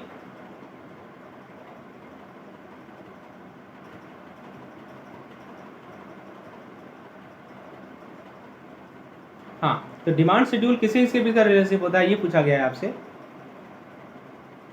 तो ये होता है प्राइस डिमांड क्वांटिटी अबाउट, तो प्राइस और डिमांड के बीच का, प्राइस और क्वांटिटी अबाउट के बीच का, किसके बीच का होता है बताइए, तो प्राइस और क्वांटिटी पे, तो 1 और 3 होगा। So option number I think B is correct. ठीक है, तो 4 का करेक्ट आंसर क्या है दोस्तों, 4 का करेक्ट आंसर है हमारा ऑप्शन नंबर बी। चलिए ये चीज़ क्लियर हो गया। आइए नेक्स्ट क्वेश्चन देखते हैं, क्वेश्चन नंबर 5 है, the graphical representation of demand schedule is called. तो बताइए डिमांड शेड्यूल के ग्राफिकल रिप्रेजेंटेशन को क्या कहते हैं दोस्तों, ये सब कुछ बेसिक क्वेश्चंस हैं, तो इसे हम लोग क्या कहते हैं दोस्तों, डिमांड कर्व कहते हैं। Option A is the correct, B C D are wrong. ठीक है, this is called demand curve, option number A. Next question है क्वेश्चन नंबर 6। क्वेश्चन नंबर 6 में क्या कहा गया है कि the higher the price of an article other thing held constant. क्या कह रहा है दोस्तों कि जितना प्राइस ज़्यादा होगा, the higher the price of an article other thing held constant, fewer the unit consumer are willing to buy. बिल्कुल सही बात है। The lower is market price the more of the unit are bought. बिल्कुल सही बात है। This relationship that exist between price and quantity bought in the market is represented by. तो ये तो आपको पता है ना कि ज़्यादा प्राइस होगा तो कम लोग खरीदेंगे, कम प्राइस होगा ज़्यादा लोग खरीदेंगे। तो ये जो रिलेशनशिप है इसे कौन रिप्रेजेंट करता है, तो इसे रिप्रेजेंट करता है दोस्तों हमारा demand schedule. So option A is the correct answer. इस करेक्ट आंसर होगा option number A. Next question देखते हैं, क्वेश्चन नंबर 7। क्वेश्चन नंबर 7 में कहा गया है दोस्तों, when the demand curve slope downward it shows that. तो डिमांड कर्व यदि डाउनवर्ड स्लोप कर रहा है इसका क्या मतलब हुआ, ये पूछा जा रहा है। पहला option, for raising price the quantity demand will increase. तो दोस्तों ये देखिए, ये आपका प्राइस है, ये आपका क्वांटिटी है, ये डाउनवर्ड है। पहला कह रहा है कि यदि प्राइस बढ़ रहा है तो क्वांटिटी डिमांड क्या होगा, क्वांटिटी डिमांड इंक्रीज, ये तो गलत है, ये तो घटेगा। For raising price the quantity demand will decrease, ये बिल्कुल सही है। For decreasing price the quantity demand will decrease, ये भी गलत है। फॉर डिक्रीजिंग प्राइस, ये भी गलत है। तो करेक्ट आंसर होगा इसका ऑप्शन नंबर बी। ये आपको रीजन समझ में आ रहा होगा कि मैं क्यों ऐसा कर रहा हूँ। चलिए आगे देखते हैं, क्वेश्चन नंबर 8 देखते हैं। क्वेश्चन नंबर 8 है दोस्तों, द डिमांड कर्व। ये देखिए असर्शन रीजन बेस्ड क्वेश्चन है। इसमें क्या कहा गया है, इसमें आपसे कहा गया है कि the demand curve has negative slope. क्या कर रहा है, नेगेटिव स्लोप होता है। ये बिल्कुल सही है, नेगेटिव स्लोप होता है। Showing inverse relationship between price and quantity demand, ये भी सही है। This apply only to given good. दोस्तों गिवन गुड जो ऐसा गुड्स होता है, क्योंकि जो हमारा लॉ ऑफ डिमांड है ना, लॉ ऑफ डिमांड क्या कहता है कि इनवर्स रिलेशनशिप है प्राइस और क्वांटिटी के बीच में, इसको फॉलो नहीं करता है दोस्तों। गिवन गुड में क्या होता है कि जो हमारा प्राइस और क्वांटिटी के बीच का वेरिएशन है वो डायरेक्ट होता है, मतलब वो पॉजिटिव स्लोप होता है। तो ये आपको गिवन गुड कहते हैं। कभी पूछ ले गया तो आपको ध्यान रखना है कि गिवन गुड वैसे गुड्स होते हैं इसमें प्राइस और क्वांटिटी के बीच का वेरिएशन जो होता है वो पॉजिटिव स्लोप होता है, यानी डायरेक्ट रिलेशनशिप होता है। ठीक है, तो पहला ऑप्शन असर्शन तो हमारा सही है कि डिमांड कर्व का नेगेटिव स्लोप होता है, जिस कारण से इनवर्स रिलेशनशिप है, लेकिन दूसरा गलत है। ठीक है, तो option so assertion is true but reason is false, so B will be the correct. क्या होगा दोस्तों, बी करेक्ट होगा। चलिए आगे देखते हैं, क्वेश्चन नंबर 9 का है, when we say that a demand curve for a commodity slope downward to the right we mean. ठीक है, तो जब हम कह रहे हैं कि डिमांड कर्व जो है अपना वो स्लोप उसका डाउनवर्ड है, इसका क्या मतलब है, ये पूछा जा रहा है आपसे। तो दोस्तों इसका मतलब है कि more of the commodity will be demanded as income increase. हाँ यहाँ देखिए बहुत अच्छा क्वेश्चन है। आपको पता है ना कि डिमांड कर्व को इफेक्ट करने वाले कौन कौन से फैक्टर्स हैं, ये मैंने बताया है ना दोस्तों। एक तो है हम अपना इनकम, ठीक है, उसके एक देखिए यहाँ पे एक इनकम है, उसके बाद प्राइस ऑफ द सब्स्टिट्यूट्स है, उसके बाद पॉपुलेशन बताया है क्या, पॉपुलेशन तो नहीं बताया है। ठीक है, तो दोस्तों बताइए इनकम बढ़ने से ज़्यादा क्वांटिटी डिमांड होता है कि नहीं होता है।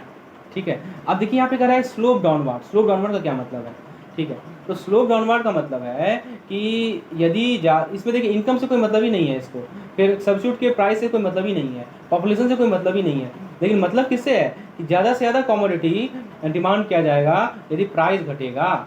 ठीक है, ऑप्शन डी करेक्ट होगा। ठीक है, क्योंकि आपको पता है इस केस में हमारा प्राइस का इफेक्ट है, प्राइस के कारण जो डिमांड चेंज हो रहा है उसका इफेक्ट है। So option D will be the correct answer. ठीक है, नेक्स्ट क्वेश्चन है, how are quantity and price related in demand curve. यानी कि डिमांड कर्व में प्राइस और क्वांटिटी कैसे रिलेटेड होते हैं। बहुत सिंपल क्वेश्चन है दोस्तों, बताइए क्या आंसर होगा। तो दोस्तों करेक्ट आंसर होगा इसका inversely, option B. Option B will the correct answer. ठीक है, नेक्स्ट क्वेश्चन है अपना, the graphical representation of demand schedule is demand curve. ठीक है, ये पता है हमें। This curve slope downward going from north west, this property is called. तो इसे हम लोग option number A correct answer होगा, ये हम लोग ऑलरेडी देख चुके हैं। ठीक है, नेक्स्ट क्वेश्चन है, market demand curve obvious the. तो किसे ऑब्वे करता है मार्केट डिमांड कर्व। तो मार्केट डिमांड कर्व पता है पहले आपको क्या होता है मार्केट डिमांड कर्व, मैंने बताया था ना, मार्केट डिमांड कर्व समेशन होता है इंडिविजुअल डिमांड कर्व का, ये मैंने अच्छे तरीके से समझाया था अपने पिछले वीडियो में।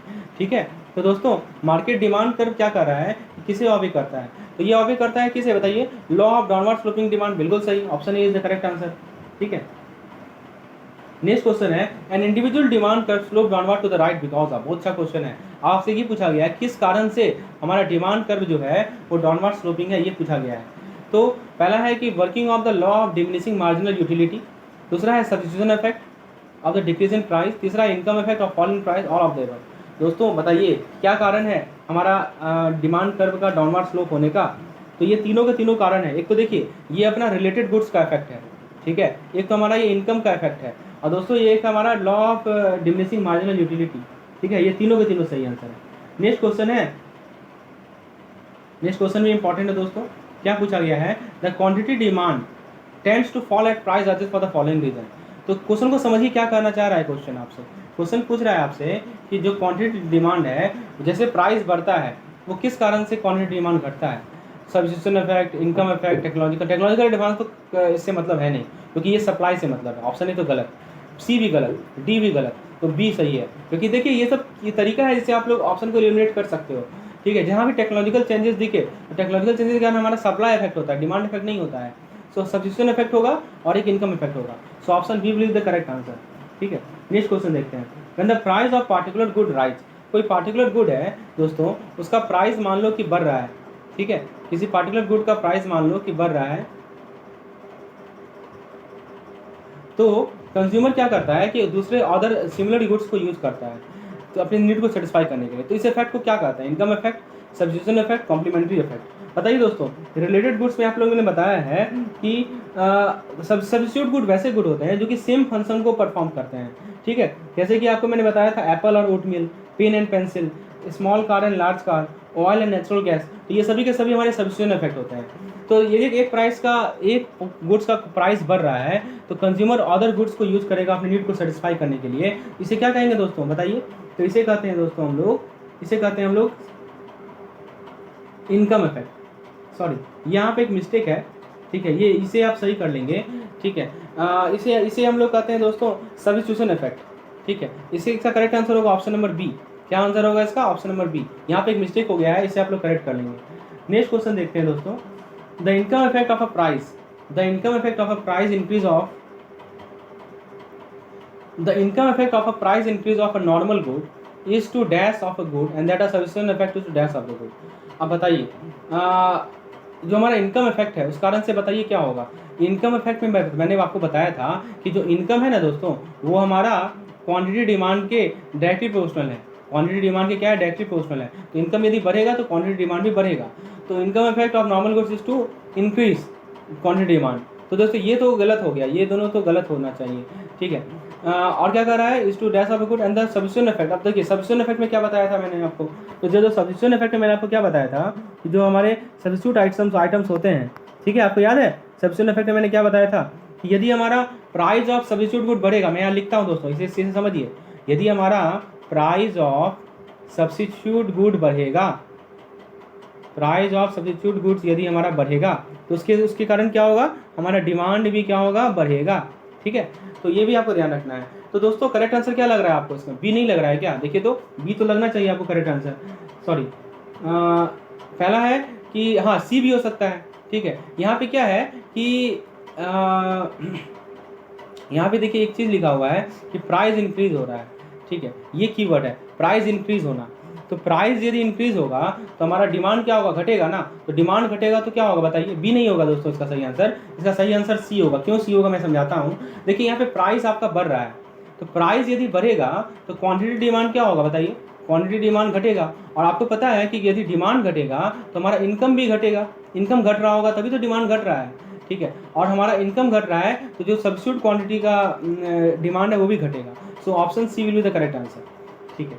नेक्स्ट क्वेश्चन देखते हैं, क्वेश्चन नंबर 17, मार्केट डिमांड कर, क्या क्या पूछा जा रहा है इसमें 17 नंबर क्वेश्चन में, मार्केट डिमांड कर फॉर कमोडिटीज। हाँ बहुत अच्छा क्वेश्चन है।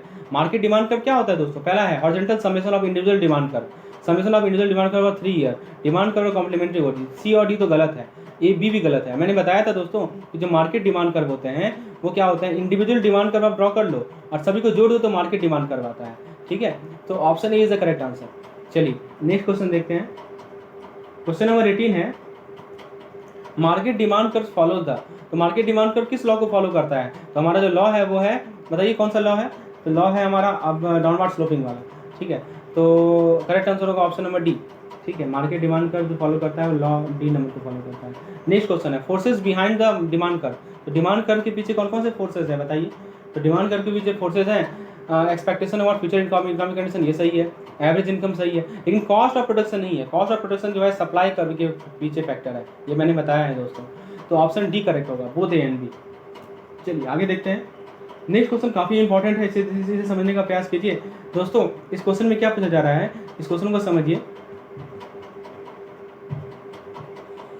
Suppose you have the following demand curve. तो डिमांड कर्व है, देखिए आपको बेसिकली इसे हम लोग फंक्शन कहते हैं, quantity as a function of price. क्या कहते हैं दोस्तों, इसे हम लोग फंक्शन कहते हैं। एक तरफ आपका क्वांटिटी है और एक तरफ आपका क्या है, प्राइस है।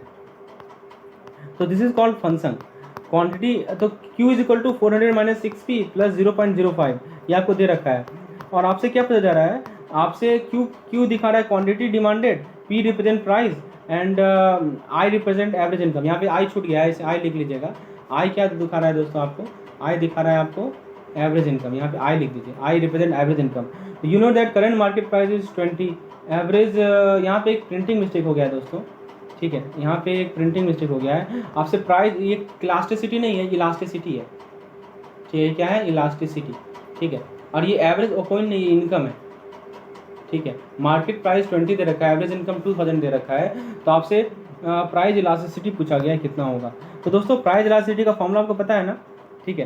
प्राइस इलास्टिसिटी का फॉर्मूला आपको पता है कि percentage change in quantity demand, change in quantity demand divided by percentage change in price, ठीक है। यानी कि शॉर्ट में यदि कहा जाए तो delta Q upon Q into delta P upon P। 100 तो कैंसिल हो जाएगा। अब आइए दोस्तों बताइए P कितना है हमारा, P है यहाँ पे 20, तो 20 को नोमीटर में लिख दीजिए। Q कितना है हमारा, Q है हमारा इनकम, सॉरी यहाँ पे ये सॉरी ओकोइन इनकम नहीं है अपना, वो हमारा क्वांटिटी है दोस्तों। वो क्या है दोस्तों, ये क्वांटिटी है। गलती से मैंने यहाँ पे लिख दिया, ये this is not an income, this is quantity, ठीक है। तो ये हमारा हो जाएगा 20,000, ठीक है। और इसमें क्या है, डेल्टा Q ये होता है differentiation of P with respect to Q। तो आप इसे करेंगे तो आपको मिलेगा -6, ठीक है दोस्तों। तो ये -6 मिलेगा। तो एक्चुअली में इसका जो करेक्ट हमको लग रहा है कि मुझे लग रहा है कोई यहाँ मिस्टेक हुआ है इसके प्रिंटिंग में। मैं इसको आपको दोबारा क्वेश्चन करवाऊंगा नेक्स्ट लेसन में, तो इसे आप अभी स्किप करो।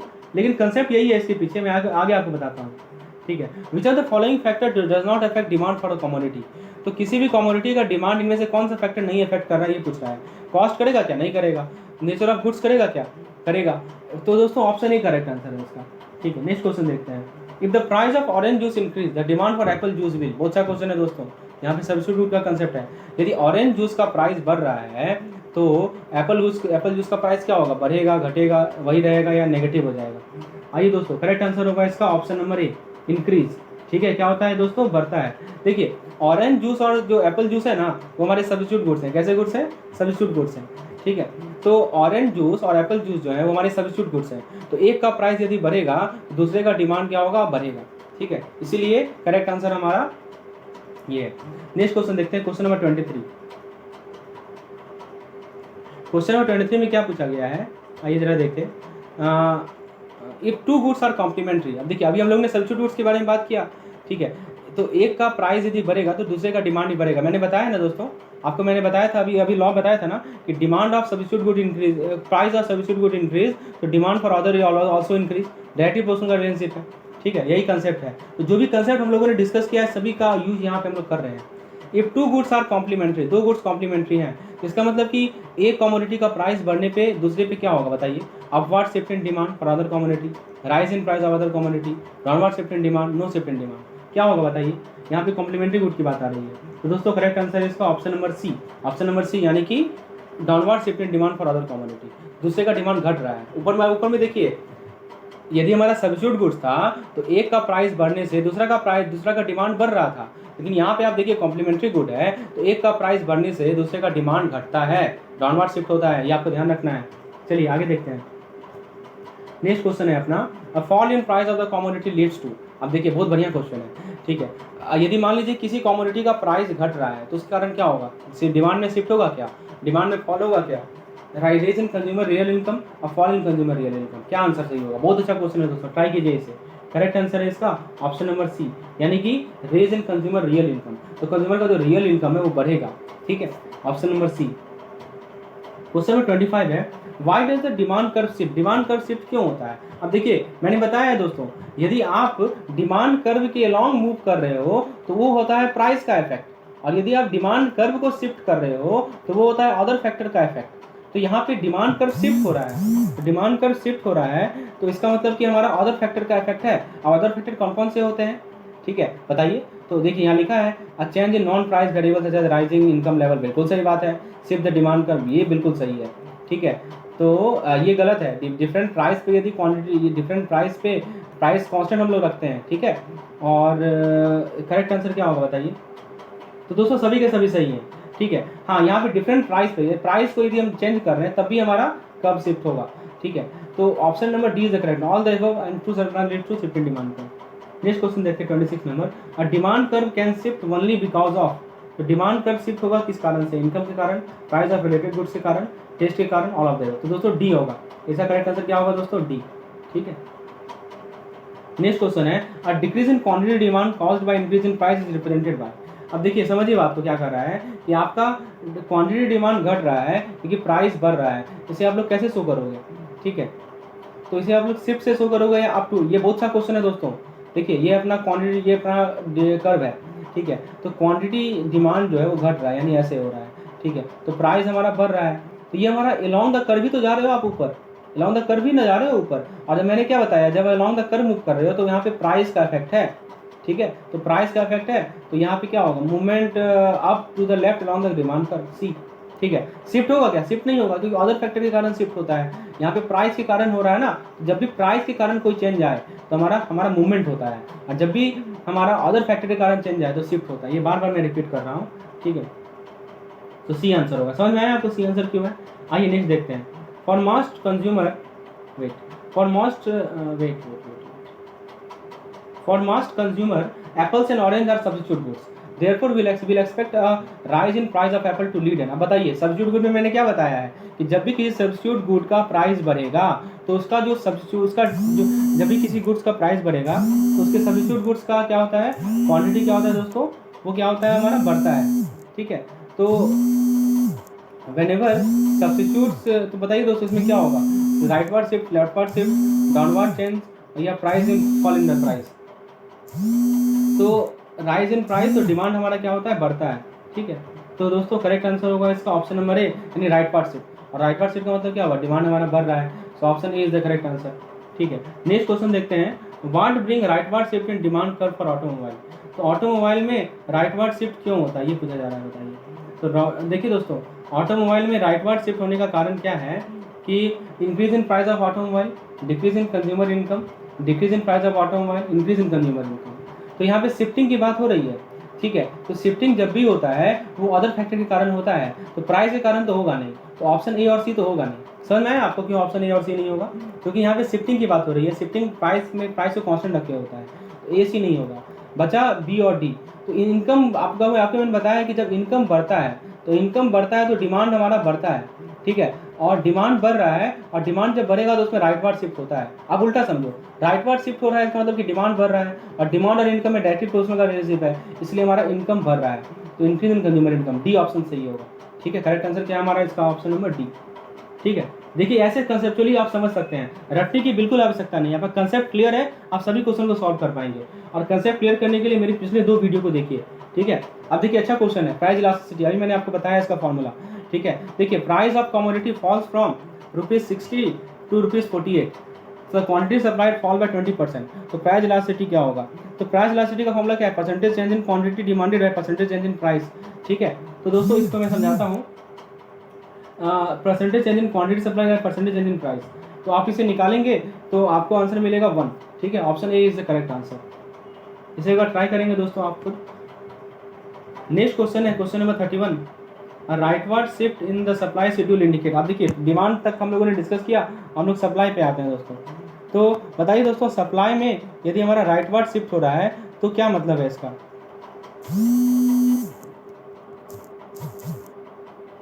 तो दोस्तों राइटवर्ड शिफ्ट हो रहा है हमारा सप्लाई कर्व में। इसका क्या मीनिंग है?